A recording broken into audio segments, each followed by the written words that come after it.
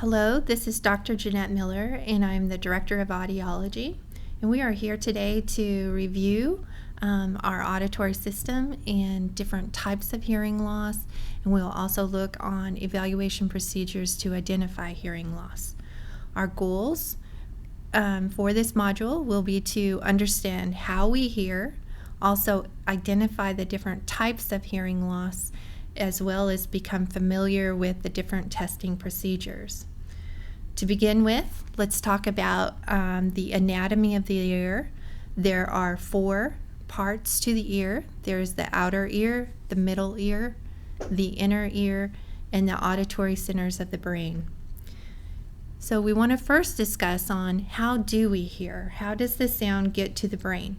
So the outer ear starts picking up the sound and directs it down the ear canal until it hits the eardrum, which starts the sound to vibrate and is transferred through the 3 bones of the middle ear to the cochlea, the sensory organ in the inner ear. Inside the cochlea are hair cells that run from low pitch to high pitch, and as the sound comes in, those hair cells are struck and they fire and send the sound to the nerve to be sent to the auditory centers of the brain to be understood. Ears are constantly active. They pick up sound waves and change them into information that the brain can interpret, such as music or speech. Sound is a pressure wave that can vibrate either quickly or slowly. Slow vibrations produce deep sounds, while quick vibrations produce high-pitched sounds. Sound enters the ear and is directed through the ear canal, where it first reaches the eardrum. As the eardrum begins to vibrate, it sets the ossicular chain in motion. The ossicular chain consists of the hammer, anvil, and the stirrup. Sound vibrations move along the ossicular chain and into the inner ear. Within the inner ear, the cochlea plays a central role. It is here that the mechanical energy of sound is converted into complex electrical signals, which are then passed on to the brain. In simplified terms, the cochlea is a spiral-shaped tube filled with fluid. Sensory cells, also called hair cells, line the entire length of the cochlea. These hair cells have varying degrees of sensitivity for the detection of different tones or frequencies. This allows the ear to perceive the entire spectrum of sound. The change from mechanical vibration to electrical pulse is a complex process resulting from the movement of hair cells in the cochlea. Along the entire length of the cochlea, the hair cells are arranged like the keys of a piano. Hair cells located at the base or lower region of the cochlea are responsible for high frequency, while hair cells at the apex are responsible for the low frequencies.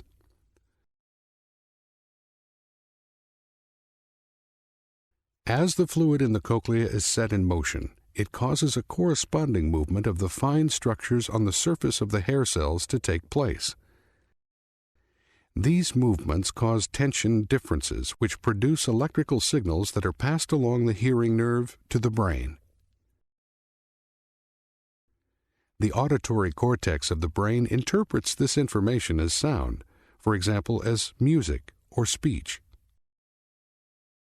The entire chain of events, including the various steps that convert sound waves from the environment into information that the brain can interpret, happens so fast that individuals can hear sound both continuously and instantaneously. Within this complex chain of events, there are a number of factors which can cause an individual to experience hearing loss. A loss of hearing can range from a mild to moderate hearing deficiency to a total hearing loss. In general, there are 3 main types of hearing loss which differ from one another depending on the part of the ear that is affected, be it the outer, middle, or inner ear. So now we are going to talk of the different types of hearing loss. There are 4 different types of hearing loss. There's conductive hearing loss, sensory neural hearing loss, mixed hearing loss, and neural hearing loss. The first type of hearing loss that we are going to talk about today is conductive hearing loss. Conductive hearing loss occurs when sound cannot get through the outer or middle ears to the sensory organ as efficiently as it should. It usually involves a blockage either in the ear canal or in the middle ear space. Often this can be corrected medically or surgically. And in the slide, you can see where the dark circle is, shows where this occurs in the hearing system. Possible causes of conductive hearing loss can include fluid in the middle ear space from colds, which is also associated with ear infections. Allergies many times can cause the fluid or the ear infections in the ear because it irritates the eustachian tube, causing it to not function properly. Another cause is a perforation or a hole in the eardrum, some benign tumors that can grow behind the eardrum, as well as in the outer ear you'll see some impacted earwax, or your ear canal can swell because of an infection, which is called swimmer's ear. Conductive hearing loss can also be caused because of a foreign body, such as a bead or a cotton swab or a bug that has become lodged in the outer ear canal.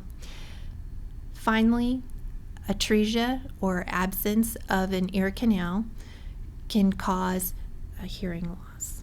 The next type of hearing loss that we are going to talk about is sensory neural hearing loss.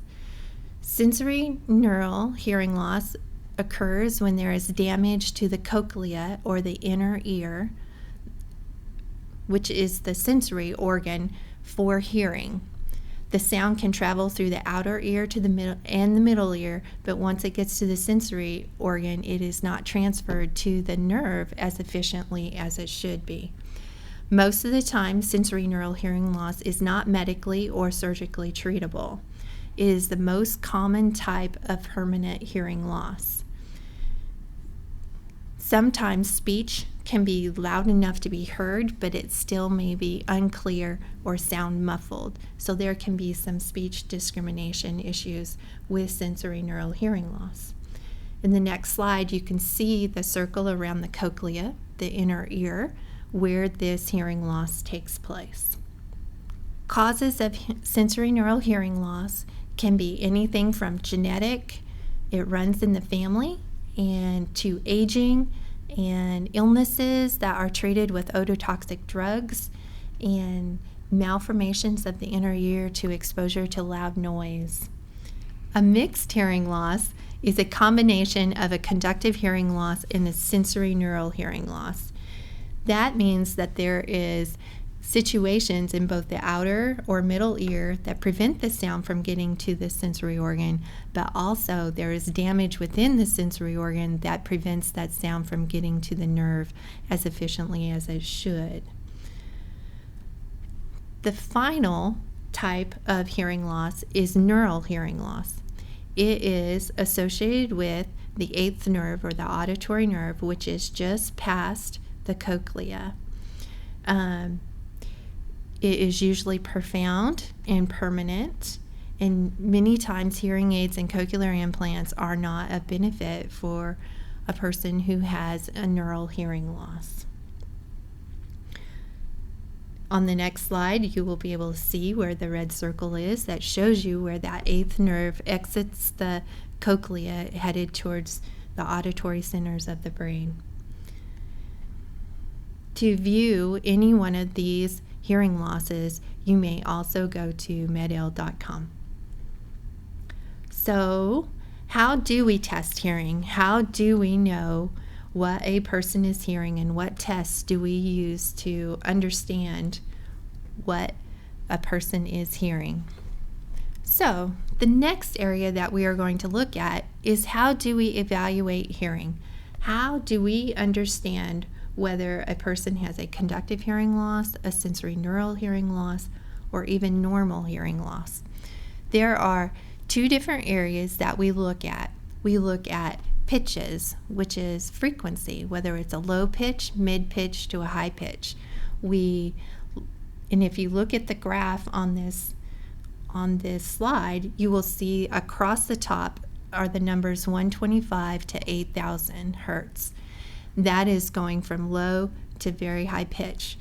We test these frequencies because all of the speech sounds in the English language have energy between 125 and 8,000 hertz. On the left-hand side of the graph, you'll see a 0 to 120, and this is loudness of sound. 0 is the faintest sound that the normal ear can hear, with 120 being the loudest sound that our ear can hear. We are looking to see if a person can hear between 0 and 20, and we would consider that within normal limits for each one of the pitches across the top. If someone falls within this range, then we know that in conversational speech, they are able to pick up all the different speech sounds. In the lower pitches, which is 125 to 500 hertz, is where a lot of where our vowel sounds are and our voice consonant sounds like M's, B's, and G's. Above 1,000 hertz to 8,000 hertz, you'll find our soft consonant sounds, which help us understand what people say. Vowels allow us to know someone's speaking, whereas our consonants help us understand what someone is saying. That is why it's important for us to hear all the way across the different pitch ranges. So now we're going to talk about the different procedures that an audiologist would do in order to identify whether a hearing loss is present or not present. The first procedure that an audiologist will do is to look in a client's ear. This is not a test of hearing. It's only to evaluate the status of the outer ear, the ear canal, and the eardrum.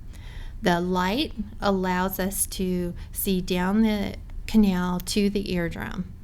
We can identify if there's any wax occluding, any foreign objects in the ear canal, if we can see drainage, and because those things will influence how a person hears. After we look in the ear canal, then we're going to use tympanometry or acoustic emittance to look at how well the middle ear is moving. It is not a test of hearing either, but it tells us how sound will travel through the outer and middle ear. This video will show you a tympanometer and the procedure, because we have pictures of it moving too, don't we? Yeah, that's what I looked at. In this video, you'll be able to observe tympanometry in process.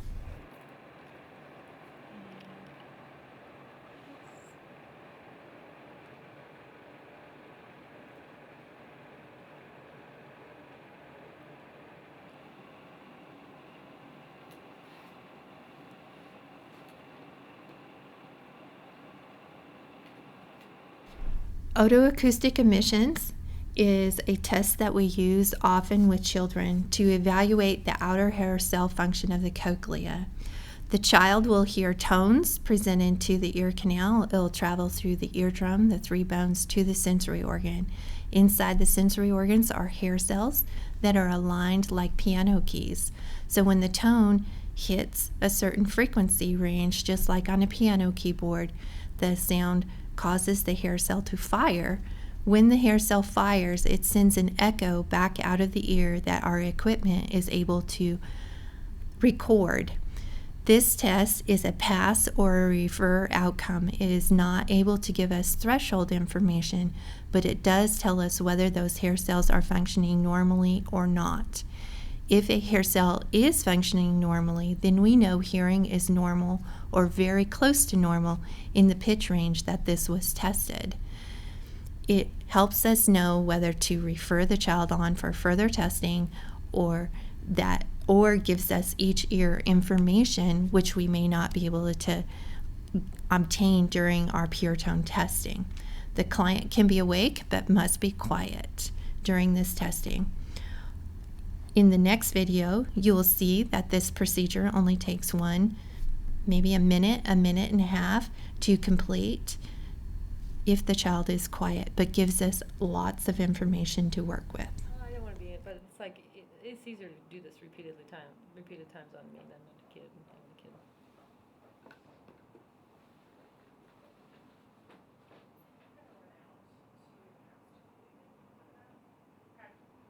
Alrighty.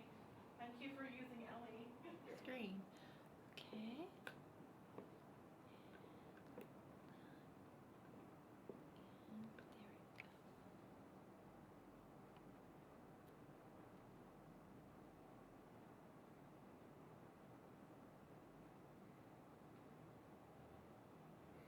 Pure tone testing is the test that most people are familiar with, where you listen for the beeps and you push the button every time you hear the beep. And we are looking for the softest beep that you can hear at the different pitches. Now, this is a true test of hearing sensitivity. How soft can you hear that tone? It is usually completed in the sound booth using headphones. If a child will not tolerate headphones, we are able to use speakers in the booth, which can present the sound without the child having headphones on their head. It provides us the greatest detail in identifying how much a person can hear. Now, there are many different techniques in order to get your response, because a 6-month-old infant is not going to be able to push the button every time they hear the beep, but we are able to test a 6-month-old and get very reliable responses. So as you can see on this slide, I have laid out 3 different tasks that we use in order to obtain these results. Visual reinforcement is what we use with children between 6 months and 2 years of age. Conditioned play is what we use with children between 2 years old until they can push the button at around 5 years of age. And pushing the button is what we call conventional task. So when you press the button, when you hear the beep, we don't need to use any of the play or visual reinforcement to get the responses that we need. Visual reinforcement, what happens is that a client is presented the sound, and it is paired with a visual stimulus. So up in my booth, I have a black box with Pooh on one side and Tigger on the other side, who has lights that light up around him when it is turned on.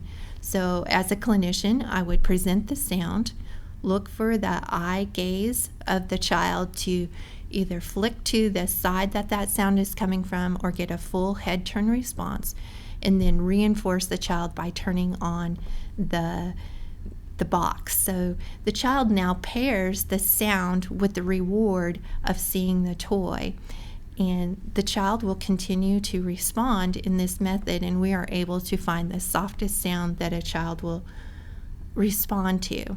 You will see this demonstrated in the next video.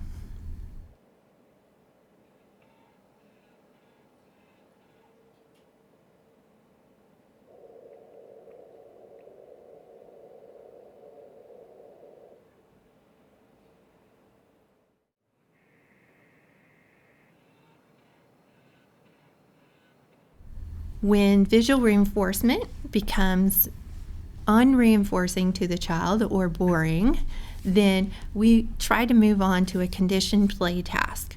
We have the child hold a block, and we always call it the listening game. So they hold the block or the toy next to their cheek, and when they hear the sound, they drop it in a bucket, and we see how many blocks we can get in the box. And finally, of course, when you go in the booth in conventional testing, they can raise their hand or push the button when they hear the beep. It is quick, and adults prefer to push that button as well too.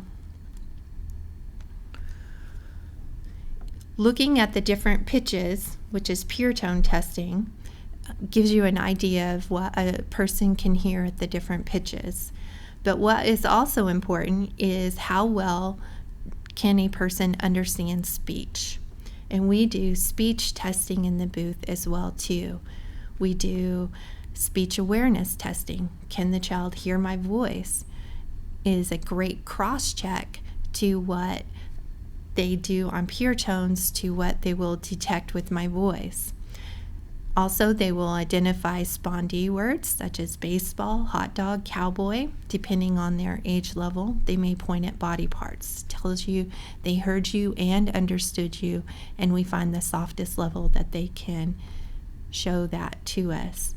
And the final test is we give them a list of words all at the same level, but they are small words, so they have to hear the difference between the words. It would be a list like sheep, cause, rat, and they have to either pick the picture or repeat the word back to us. Helps us understand how well they can understand what word was given to them at a certain level, whether it's conversational level speech or soft level speech. The way that we collect these sounds really depends on the age of a child. The way that we collect this information will have to be developmentally appropriate. So if a child doesn't understand what a hot dog or a cowboy is, many times they can point at body parts, eyes, ears, nose, and give us the same information. Bone conduction is different than the pure tone testing before because it sends the stimulus directly through the bone to the hearing sensory organ, the cochlea.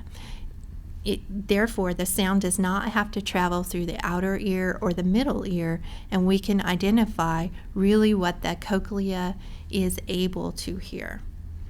So when we look at the bone conduction results, if the results are the same as the results that we got through the headphones, the hearing loss is sensory neural, meaning the problem is within the cochlea or the hearing sensory organ. If it is within normal limits and better than the pure tone testing through the headphones, then we know that the hearing loss is conductive because the sound traveled to the sensory organ and it heard very soft sounds that it did not hear when we traveled all the way through the outer ear and the middle ear. If it is both better at some frequencies and the same at different frequencies, then we know that we have a mixed loss, that some of the sounds got through the system just fine, whereas other sounds were caused or depressed because of a conductive hearing loss as well. On this slide, you can see what the bone transducer looks like. It just sits right behind the ear and presents those sounds through vibration. The last test that I am going to talk about today is the auditory brainstem response test. It is a test that does not require the client to respond. And actually, the best results are obtained when the client is asleep. What happens during the auditory brainstem response test is the client has recording electrodes placed on the forehead and behind the ears to record a response from the hearing nerve when it is stimulated. Headphones are placed in the ear canal, which presents the tones or clicks that travel through the ear, the canal, the middle ear, and the sensory organ, and stimulates the nerve, which is recorded with a computer. And that is why it's best if the client is asleep so that we can measure that firing of the nerve. This is the test that is used in many hospitals to screen newborns to see if they can pass a hearing test because it doesn't require a response from them. But the one in the hospital is a pass-refer result. So if your child passes, we know that his hearing system was passing that sound through as efficiently as it should be. If you get a refer, it means it needs to be investigated further. Then at an audiologist's office, they can do the diagnostic version, which can actually look to see what is the softest or loudest sound it takes to cause that nerve to fire. It identifies thresholds at different pitches. It must be completed by an audiologist. But these give us excellent starting points to know what a child can hear before they can even tell us what they hear. This is also used to check for nerve deafness and neural hearing loss, tumors on the nerve. So it can be used with adults as well. As you see on the next slide are some pictures of the equipment and what it looks like when the electrodes are placed and the headphones are on the infant or the adult. This concludes the information for today's module. I have a couple of assessment questions for you. First, can you name the 4 parts of the hearing system?